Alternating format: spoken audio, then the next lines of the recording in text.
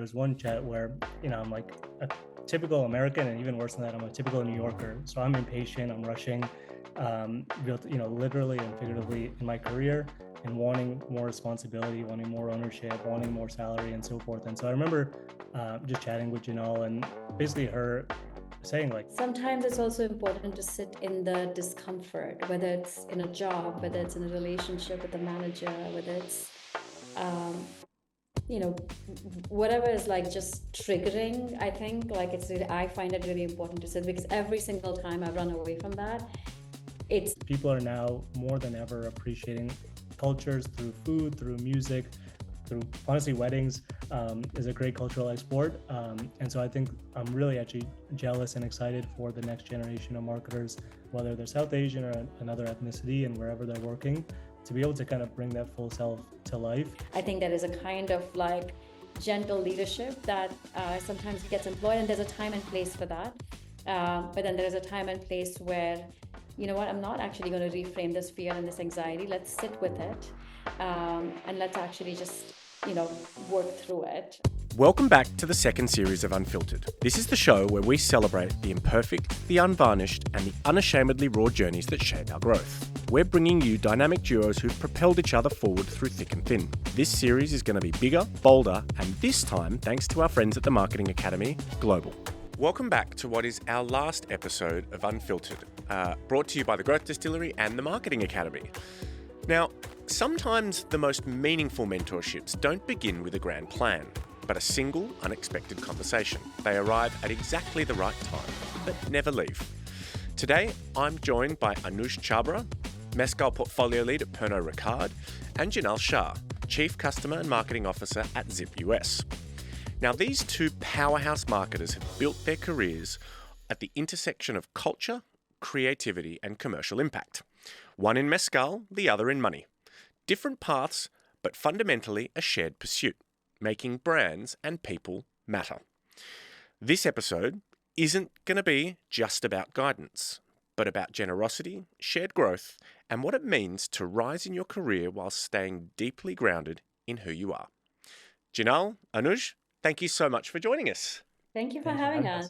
So let's start at the very beginning. You guys didn't meet at work. You met in a room designed for reflection, vulnerability, and potential. Talk to me about that first conversation. Well, it started with actually my final round interview for the Marketing Academy US scholarship a couple of years ago. So obviously it's a detailed and involved, process to get there. But the final round interview was a panel with Jinal and another person based in New York. And I remember just being so nervous for it, like preparing hours and hours. And I get to this interview with Jinal and Nick, and I think immediately we start talking about mezcal and the brand I work for, how much Jinal loves it. We start talking about literally the block that I live on and how I haven't been to Dear Irving, which is one of the most famous cocktail bars in the world, and just get a deep sense of embarrassment. And I think from there, the next 30, 40 minutes, it was a pretty instant and seamless connection. It wasn't the intimidating interview that I'd prepared weeks for, but really just a nice bond that sparked an amazing kind of couple of years of mentorship, guidance, and so forth. Jinal, what's your recollection of that interview?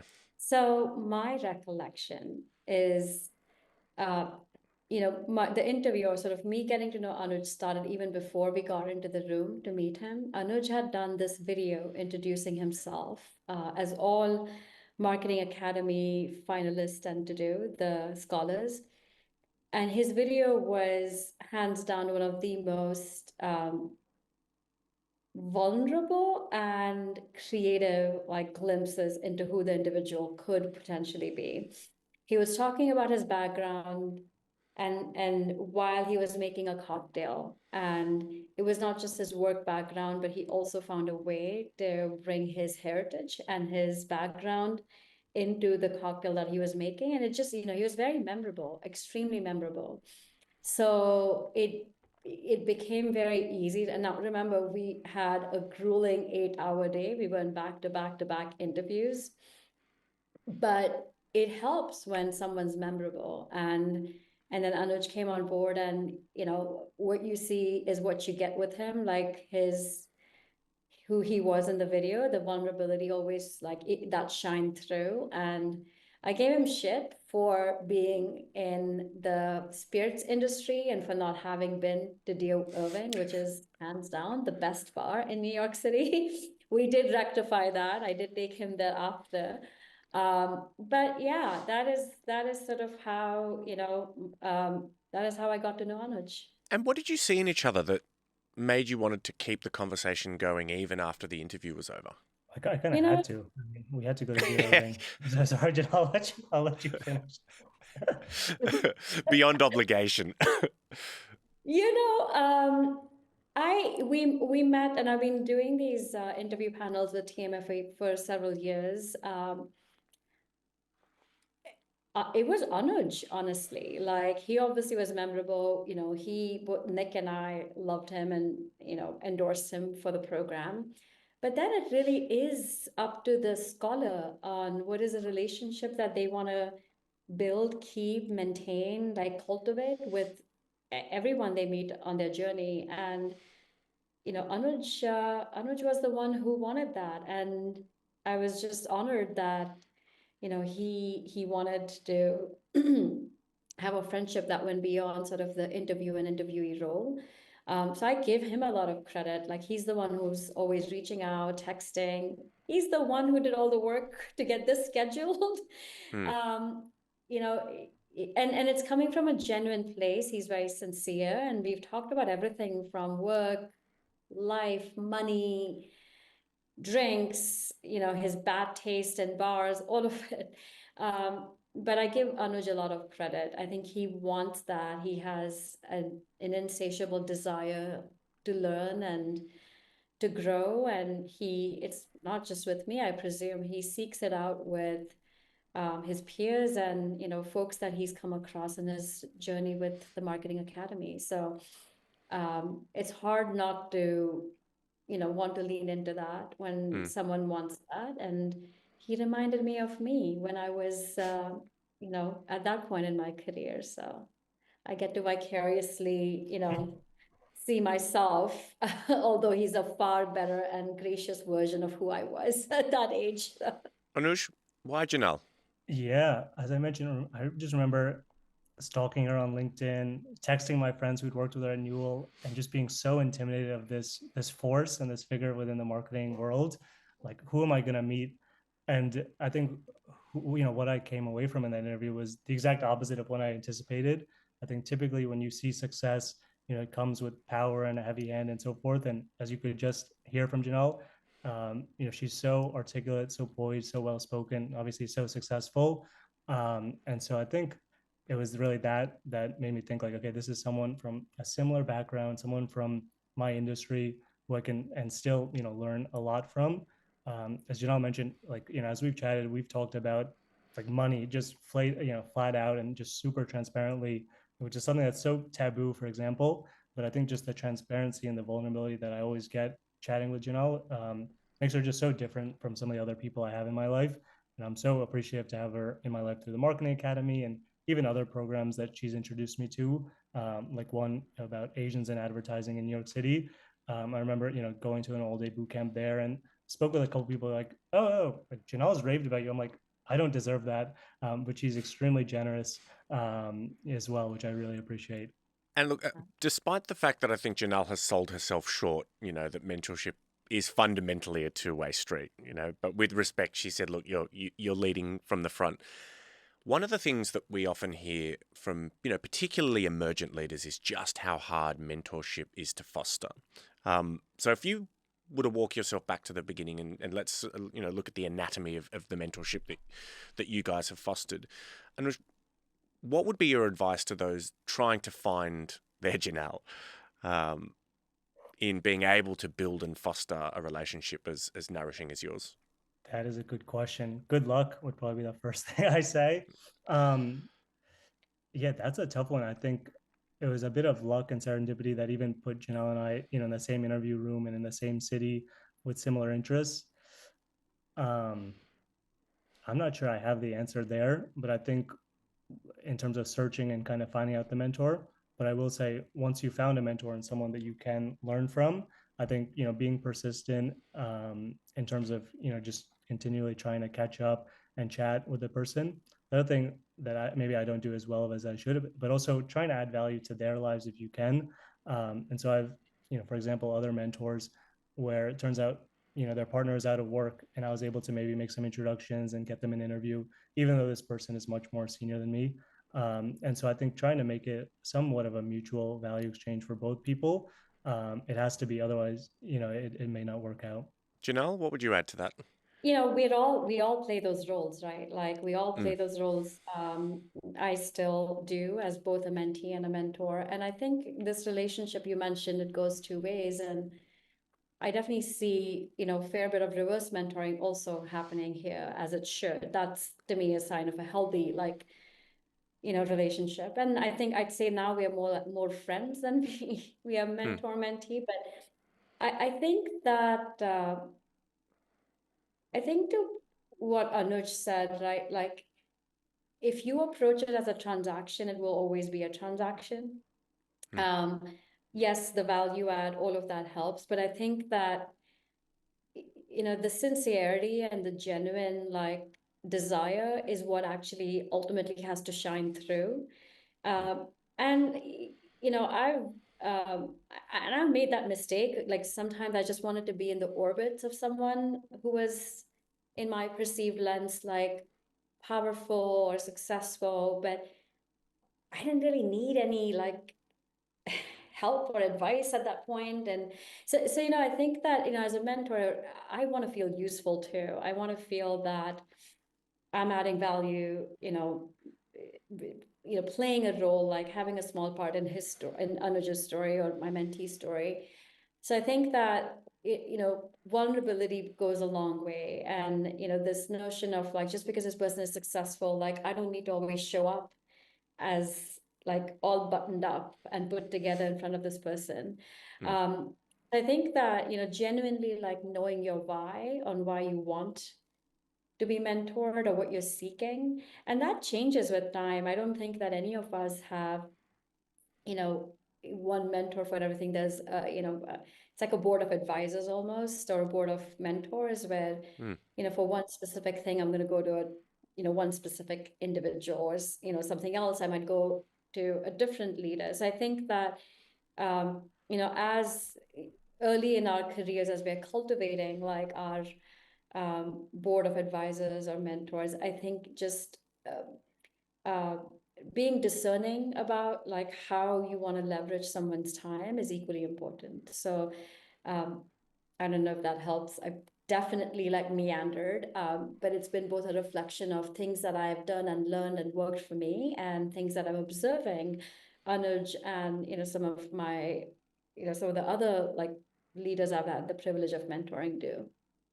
What's one of the most valuable things that you've learnt from one another? I'd love to pull on this sort of thread of a two-way mentor-mentee relationship, because it clearly emanates, through this conversation that there's a two-way street here. Anuj, what would be one of the most valuable things that you've learnt from Jinal in the time that you guys have been in each other's orbit? Yeah, of course. For me, it would definitely be perspective. And Janelle has been like actually unbelievable at giving me perspective at kind of where I'm at today and how privileged I am, honestly. I think, as Janelle have chatted, there was one chat where, I'm like a typical American, and even worse than that, I'm a typical New Yorker. So I'm impatient, I'm rushing, literally and figuratively in my career, and wanting more responsibility, wanting more ownership, wanting more salary, and so forth. And so I remember just chatting with Janelle, and basically her saying like, hey, like you have like the life I want to give to my daughter. Like you're so lucky, you're so privileged in terms of where you are, and professionally, personally, to have a loving family, and financially, and so much more. And I think we didn't just keep it at kind of the surface level. We really, really, as I mentioned, dug deeper to the point where Janelle is being vulnerable about where she's at and where she's been and what the life she wants to create for her young daughter. And so to hear that for me was so moving. Really, it was so moving, and still gives me some chills thinking about that level of kind of realness. And it makes me just take a step back and be like, okay, I'm so appreciative of where I am today. Um, Appreciative of kind of my parents, of appreciative of Janelle for kind of being vulnerable and open with me, so that I can fully just kind of bask and focus on today. Hmm. I think, yeah, you reminded me of that conversation. I think that, it's as marketers, as just leaders, and definitely more in our discipline. I think sometimes it's very easy to just bloom where we are planted. Easy to forget that, like, hey, there is growth there. Like, just because we are not seeing like a vertical growth that we are used to all the time, like some growth that we experience is also invisible. It's happening, the roots are growing or we're expanding. And sometimes it's also important to sit in the discomfort, whether it's in a job, whether it's in a relationship with a manager, whether it's um, whatever is like just triggering. I think like I find it really important to sit, because every single time I run away from that, it's the archetype has chased me down in a different job, in a different situation.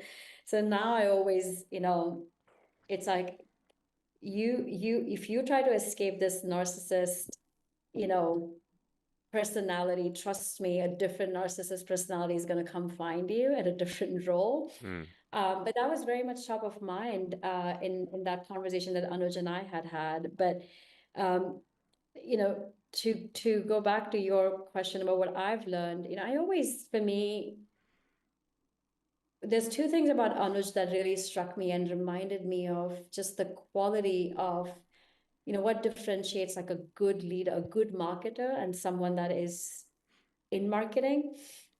One is just his passion.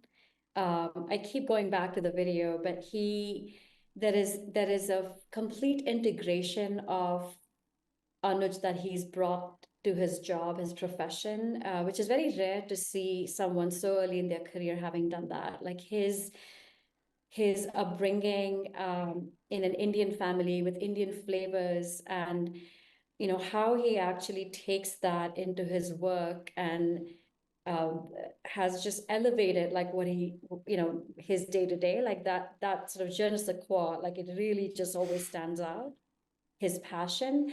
And I think the other piece around Anuj that for me was always a good reminder is, I said this before, his vulnerability. Like he has, he's so comfortable that he doesn't have all the answers, and he's so comfortable owning his ambition, um, and not afraid of like, hey, like I want to make this much money. Like, what do you think can get me there? Like, just the naked ambition and his like boldness and vulnerability in expressing it. Um, I think for me, even as a woman of color, sometimes I appreciate that, reminders of that, like around me. And also like, it was a good reminder of like, hey, this is Anuj is a kind of marketer that we need to cultivate on our team. So it's Mm. multiple, like, personal, professional, and I think you used the word earlier, nourishing. I think that I think Anuj mentioned this. I have a 3-year-old daughter, and I was born and raised in India, so I'm very clear on. I'm Indian and I moved here, but I grew up seeing women who look like me, sound like me, in all kinds of incredible roles. So I never questioned that after I moved here. And it's been a thought, like for me, and like my daughter will always, like, is she going to see enough people who look like her, sound like her, Mm. in professions that she wants to follow? So sometimes when I see like Anuj and um, I don't, your family is all doctors, right? If I remember correctly.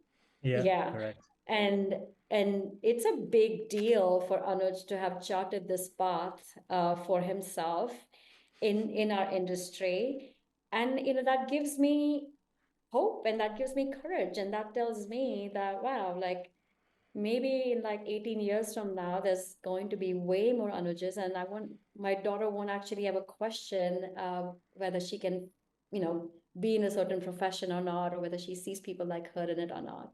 So I think it's very nourishing and fulfilling on both those professional and personal level. Wow. Anuj, what an answer. Yeah, as I mentioned, Jinal is extremely articulate and very generous. I'd love to touch on identity and belonging. You mentioned, both of you have mentioned, how your identities have shaped your leadership. I'd love for you to go into a little bit more depth. How specifically has, your cultural heritage and your family's heritage shaped who you show up as from a leadership perspective? Yeah, I'm happy to start and then pass it on to Jinal. But for me, my parents, they were both born in India. They moved to the US in 1987. I was born in Kentucky, of all places. And as Jinal mentioned, both of my parents are doctors. My brother, grandparent, really everyone in my family comes from, medicine. And I think with that, they came to, to the US, as many folks do, with not too much in their pockets. And they've been able to be really, really successful and self-made. My dad's a neonatologist. My mom is a CEO and founder of her own business.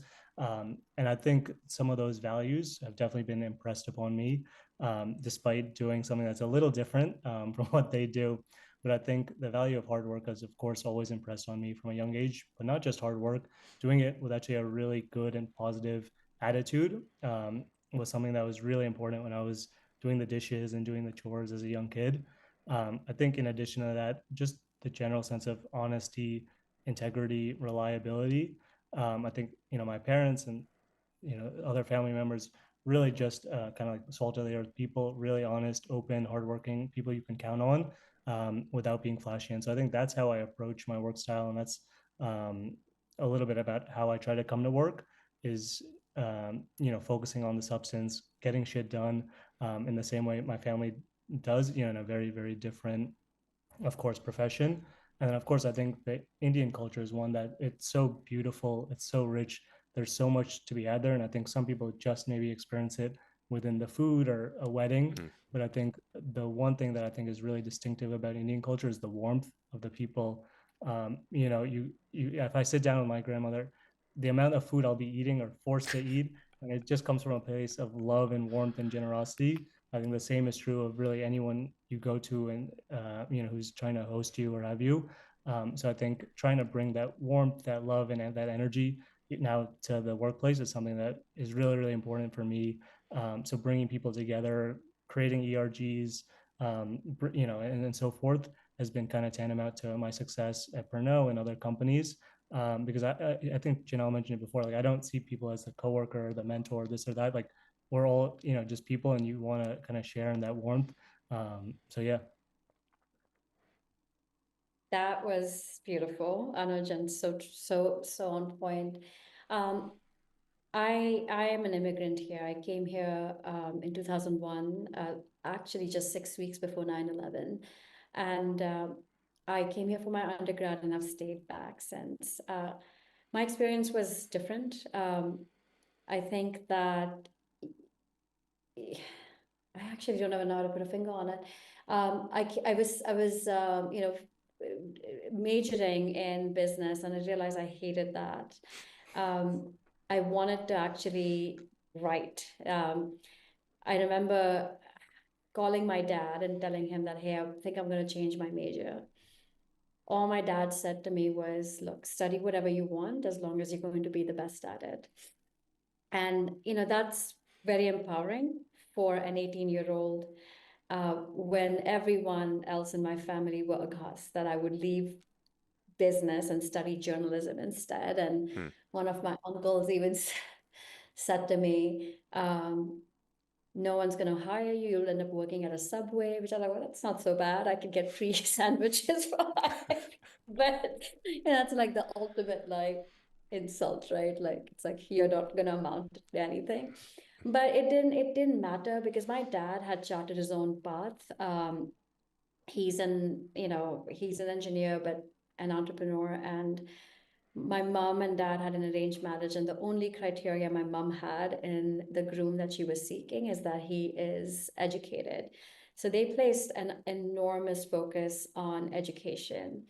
And to me, that one decision that my mom made, which is marrying my dad, who was who was educated, and the joint sort of focus that they had on education, that changed the trajectory of my life, because that made them comfortable with sending me here. It's an investment, and anytime it was about education or investing in yourself, like, they never balked at it. But I think for me, that generational impact is a theme that is pretty predominant in my life. My grandparents, my dad's parents, were refugees. They left Pakistan during partition and then moved over to India, and they left everything behind, right? So they literally started from scratch at that point. Um, and then, you realize that all it takes is like, the fact that they supported my dad and made sure he was educated changed the trajectory of my dad's life, and by virtue of that, my life. And I couldn't have imagined a future where I'd be raising a child in New York. So I'm very drawn to this notion of, generational impact. And that's why actually for the last few years, I worked in founder-led environments, so purpose-led environments, work directly for founders, Zip also being one of them. And fintech or money is one of those things. Money is so personal. Money is so, especially in the US, like if you don't know how to manage your debt, if you don't understand how to leverage credit, you just don't, that's just, you are not going to be able to find your way to economic prosperity. It just is how it is in the US. So I think for me, it's shaped like my career choices more recently on what is the work that I can do that can have, you know, similar level of like impact in someone else's life. I think other than that, like I'm just deeply proud of the Indian culture too. Like it's a very collectivistic culture. It's a very we versus I. It's a very um, um, there is an insane amount of adaptability and flexibility that I think, just like resilience, I guess, like you're just you sort of just ingrained into you, especially like, I grew up in Bombay in like a 400 square feet space where at one point there were 14 people living in that space. So you also learn how to negotiate your way through life very well and influence people. 21st cousins, 42nd cousins. So I learned very early on, the art of like really, focusing on the big rocks and what's gravel, like what, like truly like picking my battles. So I think all those things definitely have shaped how I show up at work as a leader.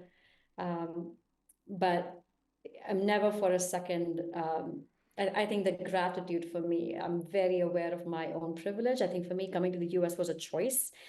So even though I say I'm an immigrant, it was a very like, my story wasn't where I came to the US with $4 in my pocket. No, I came with $1,000 in my, account that my dad worked very hard to put in there. And then I made my own story here. But it's, I'm very aware of my privilege and aware of the decisions that my ancestors made that have unlocked like a wholly different life for me and my daughter and, hopefully her generations. Anuj, I can see why perspective was your answer earlier. What do you hope young marketers of colour experience as they, embark on their journeys? In not just in the US, and Jinal, your perspective, I think, on the needing to leverage credit and manage debt, I think, is one that is only going to become more important in the US. But what would be your advice to young marketers or practitioners of color who who are looking at the two of you and going, look, this is a career path that I hope I can aspire to? It took me absolutely like much longer to integrate all parts of myself and feel comfortable bringing them to work. And that's something, as I mentioned earlier, like I admire about Anuj and also makes me hopeful for the future, like, South Asian marketers, at least in the US, right? Like hopefully like we won't have to hide parts of our stories to fit in. Um, that being an outsider will always be considered an asset, or we won't be an outsider, or like one community won't be an outsider because all of us will be equal outsiders. So I do think that, advice really is like there is work to be done in feeling secure in all aspects of who you are, all aspects of your what makes you you. And I think the sooner marketers can embrace that and get on that journey, and get to a point where they're bringing all of themselves to work, I think the sooner they'll find more fulfillment and a sense of um, a sense of completeness. So that definitely was a journey for me. I can see, in Anuj, I don't know, Anuj, if that was a journey for you, but at least when I met you, you were already there. Like, so I think that's one. I think for marketers of color outside in like their own countries of origin, one, for the longest time, like the focus has been the West, right? And I think now, um, it's a very different world. It's a global South that's in focus. That's where the culture is. Um, culture is sort of like the sparks of it are happening there. If you just, I mean, I was so thrilled. Like I didn't go to Coachella. I've never felt like, I was like, okay, but this year at Coachella, I was like, well, shit, next year I want to go there. This year at Coachella, they had the most incredible lineup of South Asian artists, or like, just everyone from Hanuman Kind to they had Indo house. It just was unbelievable. And all these like instruments, they had the drums from Kerala, and they had the specific like Garba dance from Gujarat. And, you're seeing like things that I grew up with, like cultural, like rituals that I grew up with are now on the global stage, and they're not on the fringe anymore. So I think that there is pride in that, especially, India is on the map. Like I think that there Mm. is just incredible sense of like pride and like where we are coming from. So I think for me, it would be the same message to the marketers who are in like their own countries of origin. Like really take pride in your own history and your culture. Like it's not, the West is not, the center of the universe or the heart of the universe anymore. Um, yeah, that would be sort of my advice. Anuj, curious to hear what you would say. Yeah, well, that was so well said as always. I think for me, I got lucky in terms of, as you mentioned, kind of the environment I grew up in. It was very kind of diverse, very appreciative of other cultures. And so I probably haven't had to go through nearly as many of the challenges or hoops that you did kind of growing up, where Indian cultures on the outskirts. And so I'd say today I feel like I can actually bring my whole self to work. I'm involved, for example, in our South Asian ERG, and so I've planned events bringing a Bhangra dancer to happy hours and to holy events and so forth. And we had our previous CEO dancing with everyone, and kind of partaking in all the festivities of a massive multi-thousand person company. She was having so much fun. She brought her husband and her kids, and so I think, just being maybe in New York, or being in the industry I am, like I feel like diversity is actually really valued. Um, and it's not something to kind of hide, but something to be shared, because people are now more than ever appreciating cultures through food, through music, through honestly weddings, is a great cultural export. And so I think I'm really actually jealous and excited for the next generation of marketers, whether they're South Asian or another ethnicity, and wherever they're working, to be able to kind of bring that full self to life, and have other people already have some base level of awareness and excitement, for kind of what they're bringing to the table. Other side of the coin, I'd love to get your perspective on if you're a leader of a team that has people of color and people that aren't of color. What would your advice to them be to create an environment that fosters, or at least nurtures people bringing their whole selves to work? And as a leader, it starts with you. It just does. Mm. My direct reports, my entire team is I probably have some work to do on the diversity front, especially with adding more men, but my entire team is, like women of color Mm. and and women leaders. And I think that, I can see it too. Like I was very fortunate. I joined Zip when I was 5 months pregnant, and in a C-suite role, and obviously came like with all the biases that anyone rightfully so will come into, a big job with. I cut short my mat leave. Not that I was asked to. In fact, like it was not well received. It's like, hey, what are you doing? You should be setting an example. But I think it starts from the top. It starts from, has that tone has that tone been set at the very top? Is that actually appreciated? Is that actually valued? And then it starts with you as a leader for your own team. Um, I focus on trying to create psychological safety. Like, I know there have been times where, I work in we're a group. So I often have to have calls with Australia, and the time difference. So around this time is typically where, it's close to dinner time for my kid, and I still have to have meetings sometimes, and my colleagues have seen like massive meltdowns, like with my daughter around me. And I do think that there is, within reason, an aspect of all of this being normalized and being accepted and creating that space for yourself. But it does start with me. If I am not openly, speaking about some of the challenges I'm having at home or in my life, it doesn't give permission to my teams, to my leaders to act that way. And the same applies to my manager.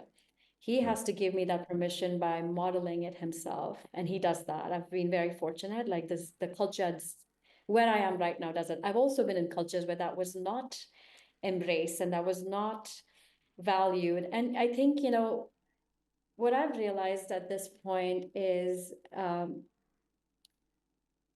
I think I'm very quick to now understand like what is in my control to change and to influence versus what is just not in my control to, like, you're not going to be able to change someone's values. Like, it's either something you value or you don't. And I think for me, that's a signal on, is this then something I want to be a part of or not, right? So there is a bit of like, you know, there is a bit of like, what is being value aligned to where you work mean for you?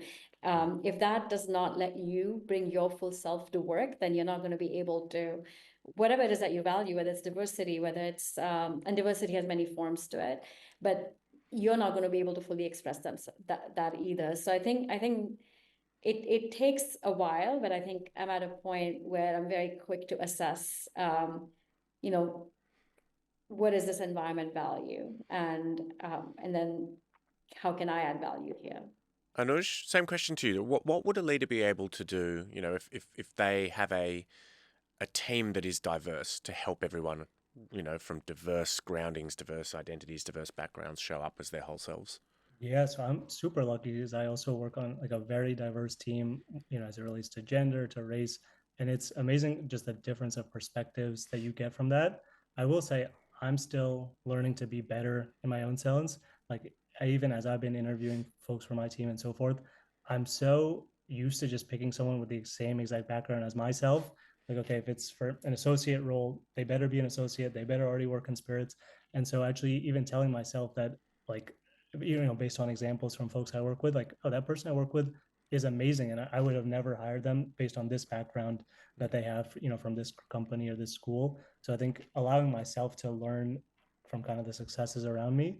I think the second thing is what we've talked about a lot in the Marketing Academy, and what Jinal was referencing about going beyond the mask and behind the mask, is something that's being really, really important. And so, of course, just taking the mask off and being vulnerable with the team and with the people around you is something that I feel like a lot of people are really hesitant to do in the office. And I feel like I typically tend to overshare, just because, again, I kind of view everyone around me as other humans, other friends, other people. And so if I am out in Boston for a week, it's not, oh, like, I'm, working from home this week. It's, oh no, I'm spending time with my niece. She's turning 2 years old. I really want to celebrate her birthday. And here's some pictures. And I think letting people kind of revel in that and appreciate how cute she is. And so I think I typically tend to overshare a lot about, my family, the history, holidays, and who I am. And I think when you do that, I generally get some level of that same reciprocity from the team. Although I know definitely people are hesitant to do so, and oftentimes, have reasons for that. I'll pick on that thread for 1 second, because that has been a harder thing for me to um, navigate. Like, it's one thing I feel like for me to feel comfortable doing it with my direct reports, because I do believe psychological safety does bring out like really good work, because you have the freedom to take risks and fail. But I think that the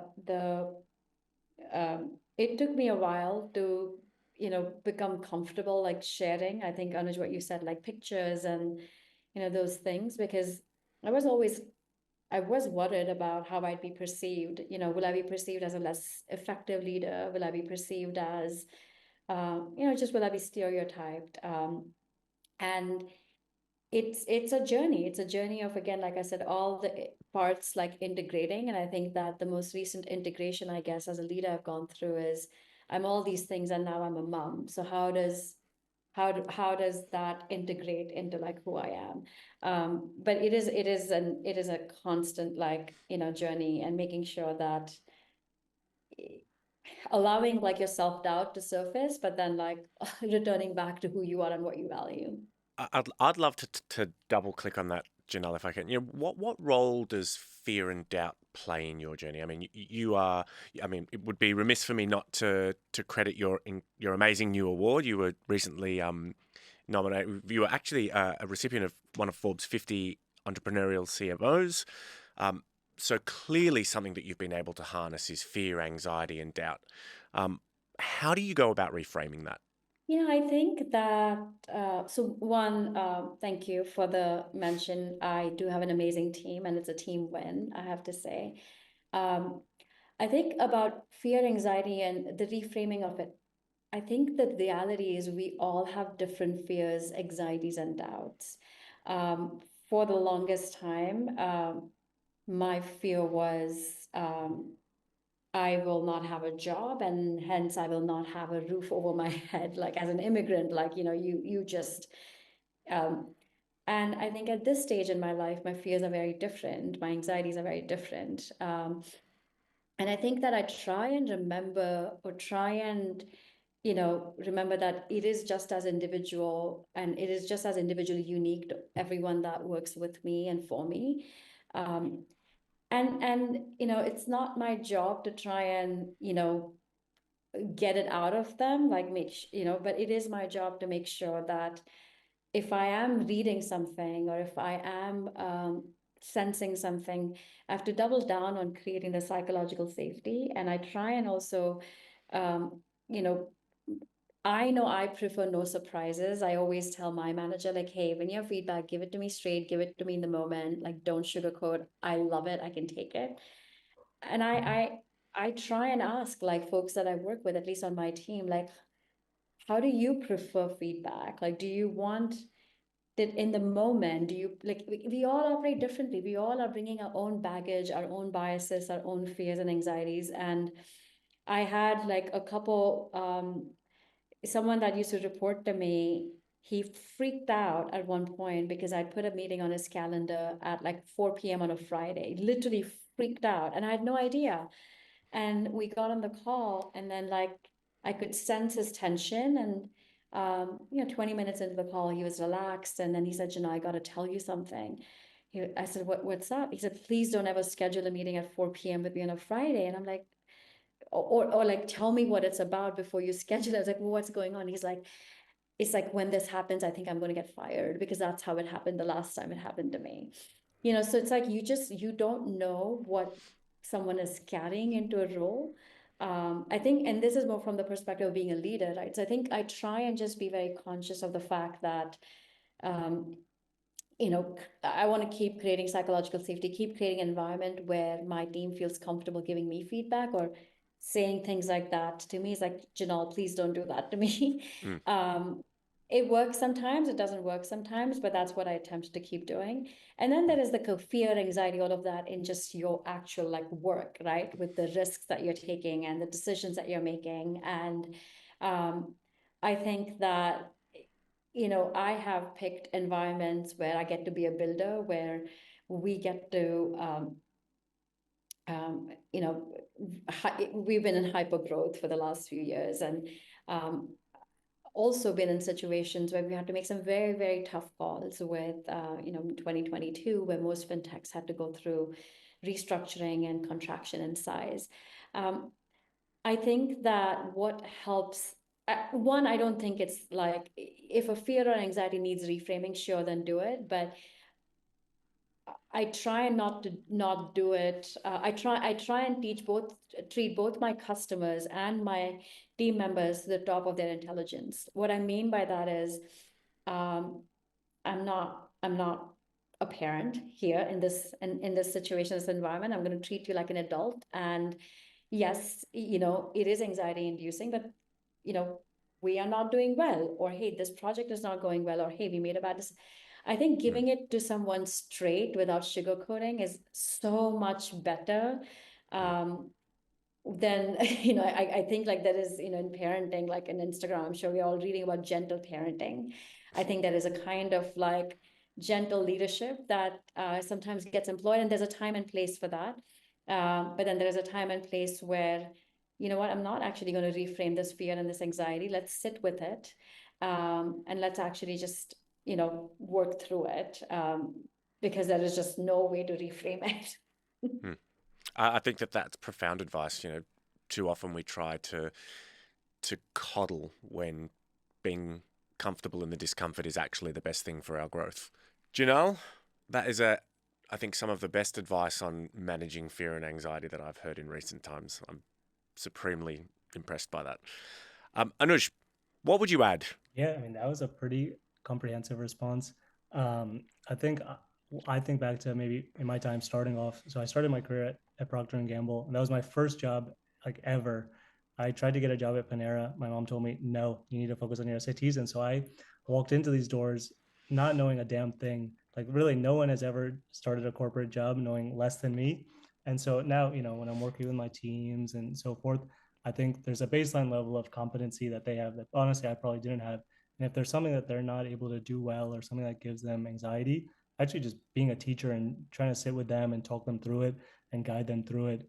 Because when I was at P&G, what I didn't mention is one of my first manager was actually a teacher in his previous life, and so I knew nothing getting into that job. And when a deck would come up or an assignment would come up and it would be something new, he would spend 2 or 3 hours talking me through it, which was such an unbelievable learning experience for me to have.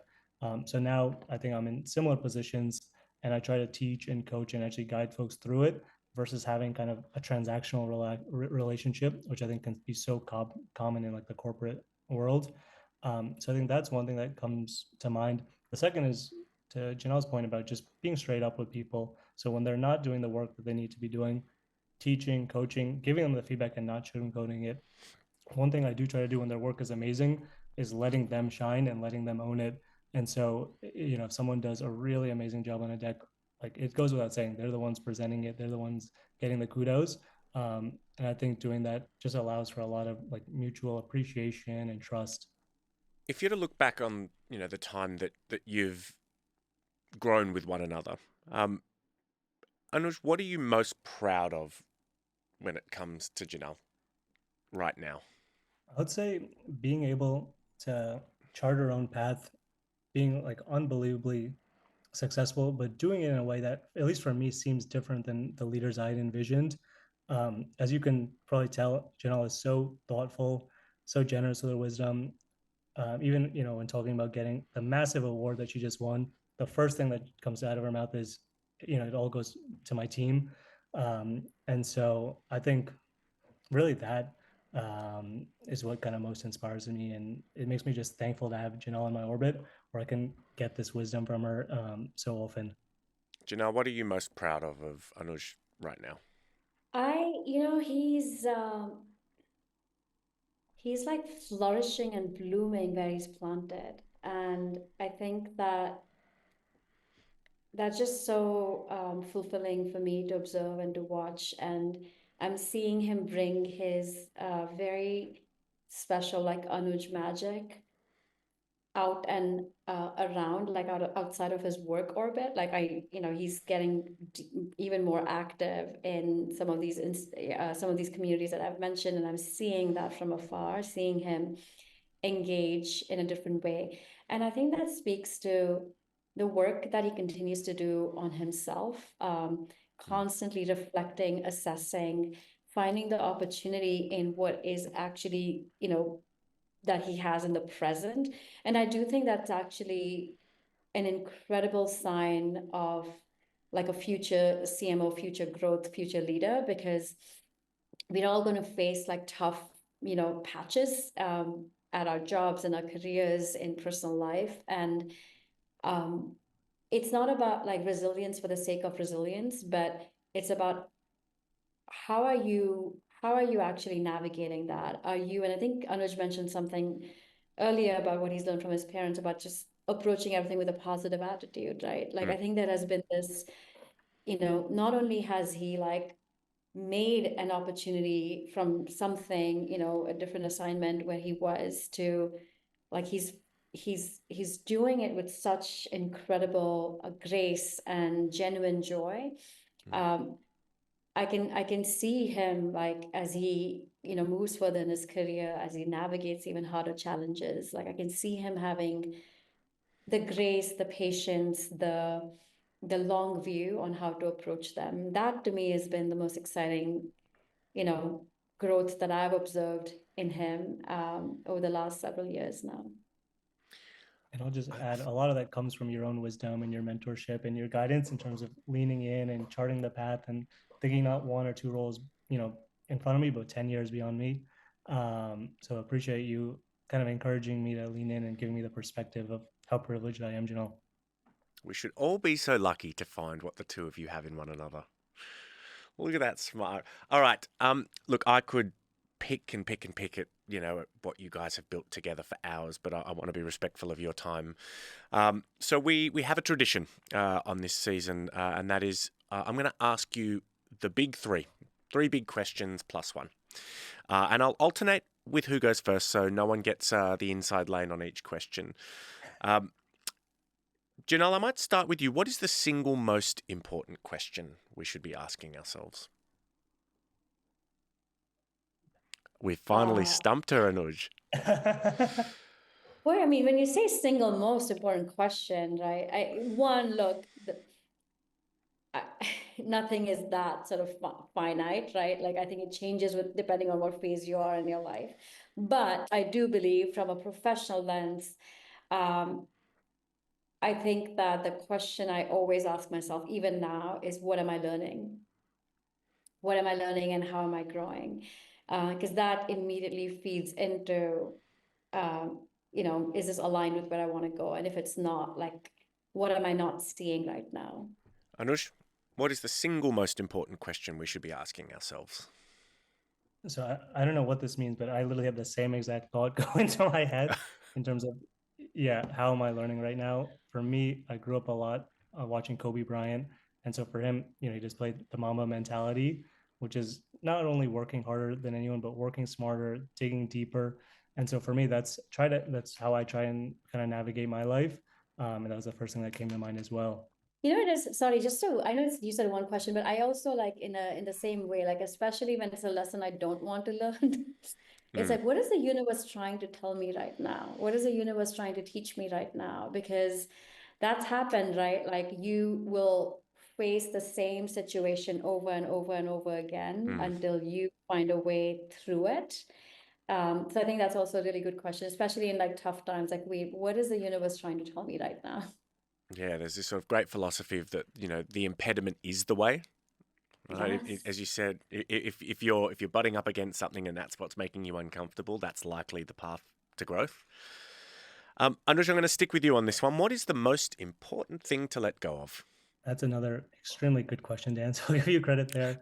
I feel like fear is the thing that comes to mind for me. So letting go of the fear and just kind of embracing things, enjoying the fun of, the fun of whatever task or challenge that you're in, um, is really what comes to mind. Jinal, what is the most important thing to let go of?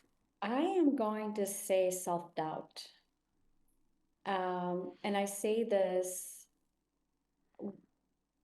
I think on so many levels, both one from the perspective of, an immigrant, a woman of color, marketers too. I mean, no other industry has as many awards and decoration for a profession than we do. And it is very easy to tie your self-worth in, did I get on that list? Did I get that award? Did my work, win this?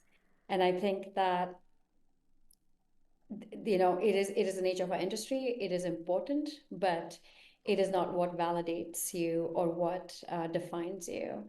So I think that self-doubt, and I say this because, like, we all play the game, and we have to, and that's the right thing for our businesses that we serve. That's the right thing for the teams that we serve.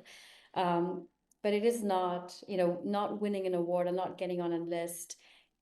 That is not like a definition of how good you are or what your potential is. It is not that. So I think that is absolutely what I'd encourage.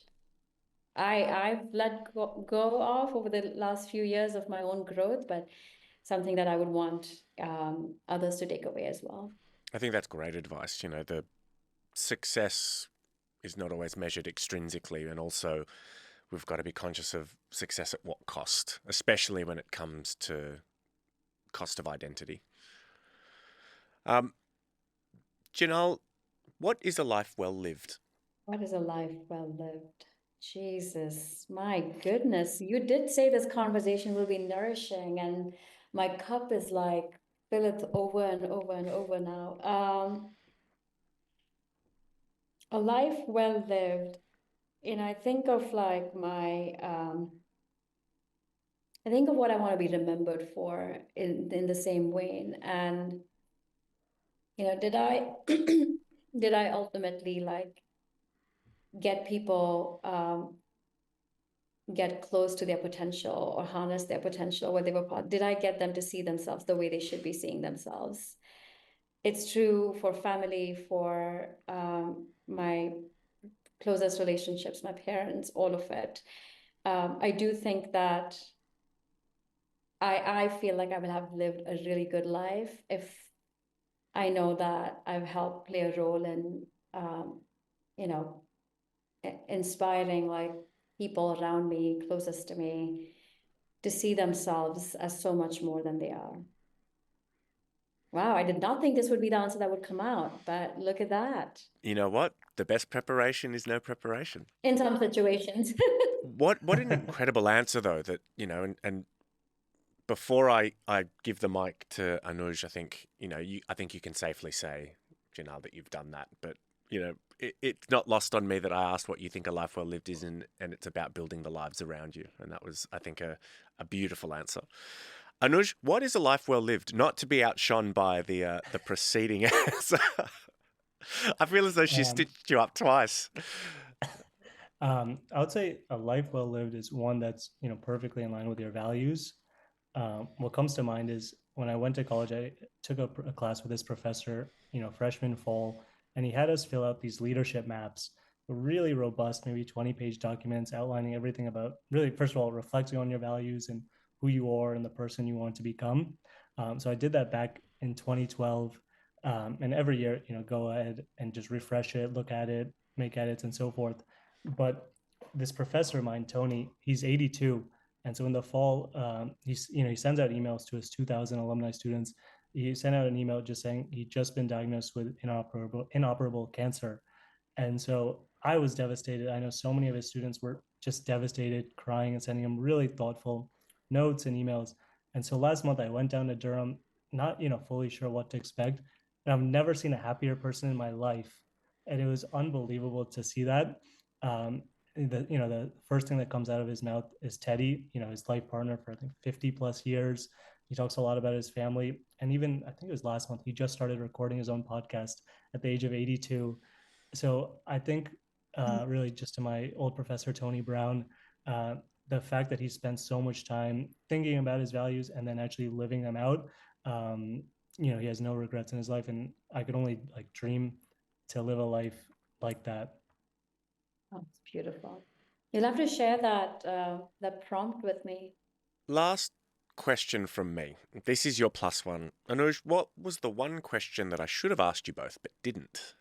I mean, the first is obviously what drink are we getting next time we go to Deer Irving? So that's the first one.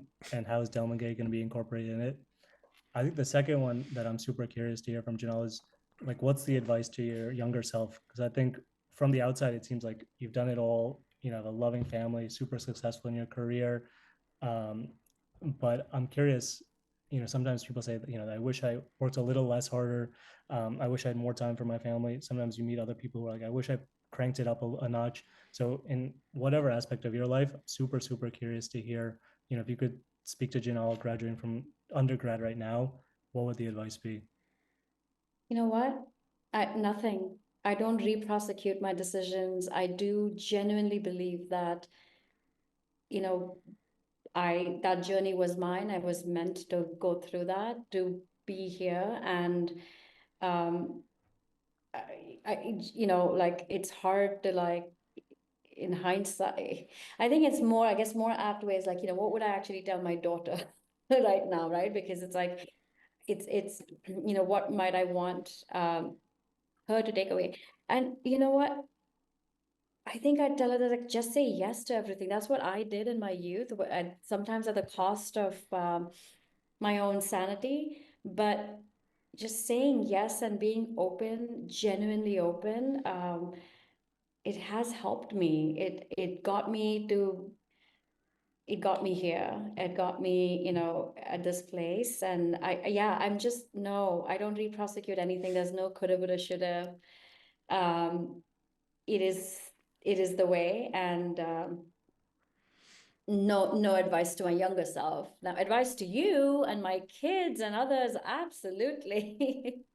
For the final question on the final episode of what has been an absolutely illuminating series of conversations, Jinal, what is the one question I should have asked you both but didn't? I'm glad you didn't ask about what's next for us from a career perspective. I thought you would ask that, but I'm actually really glad you didn't. So I think that goes back to the no preparation, but this turned out to be very different than what I expected it to be. And I appreciate you for bringing the intentionality and the depth that you brought here. So it's a question I expected you'd ask, and I'm really, really glad you did not ask, because we are all so much more than the work we do and the titles that we have. And I'm glad that this conversation was anything but about that. Thank you so much. I really appreciate that feedback. That is the intention. I do feel, however, that I have missed an opportunity talking to one of the Forbes 50 CMOs and one of her proteges, and we have completely missed brand philosophies, building cultural identity, fostering brands that have meaning.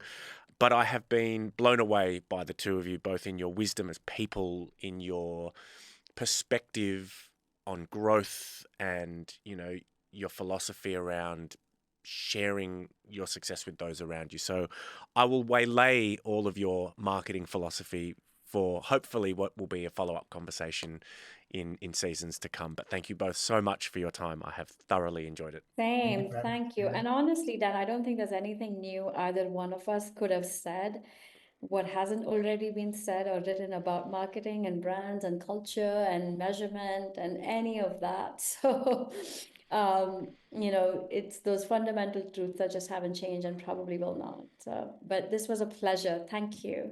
You're very welcome. I feel like if you want to hear about marketing, listen to Mark Ritson. He can do it a lot better than I could definitely can. He's sat on the other end of the of this. Really? Yeah. We had Mark on at Cannes Cans a couple of years ago. Yeah, he's amazing. I took his class last spring. I just enrolled in another class last week as well. So I'm very overdue on my kind of learnings, but he knows his stuff way better than I ever will. But Dan, thank you for kind of guiding the conversation, the extremely intentional questions and thoughtfulness, and Janelle for the generosity and wisdom as always. Well, Janelle, I hope I delivered on what you and I were discussing before we turned the cameras on. Oh boy, and then some. So good. So good. Thank you. You were so present. I really appreciate it. Oh, you're very welcome. All right, I will let you both get to your children and to your dinner. But please don't be strangers. I can't wait to share this with the world. We'll let you know as soon as it's ready to rock and roll. Thank you. Have a lovely evening.